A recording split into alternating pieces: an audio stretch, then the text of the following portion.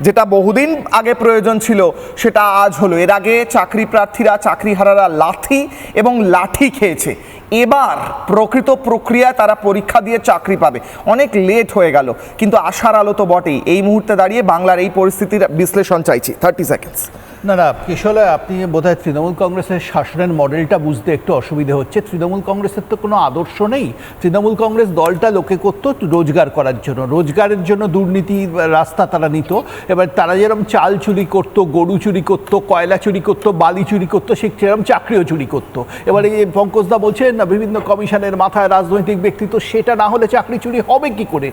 স্বচ্ছভাবে নিয়োগ হলে টাকা নিয়ে চাকরি দেওয়া হবে কি করে? আর সেটা না হলে দলটা থাকতো না। ঠিক এই কারণেই ক্ষমতা থেকে চলে যাওয়ার পর তাসের ঘরের মতো ভেঙে পড়ছে তৃণমূল। মমতা বন্দ্যোপাধ্যায় টানে মানুষ তৃণমূল করতো না, চুরি করার জন্য করতো, চুরি করে রোজগার করার জন্য করতো। সেটা জলের মতো স্পষ্ট হয়ে যাচ্ছে। বেশ।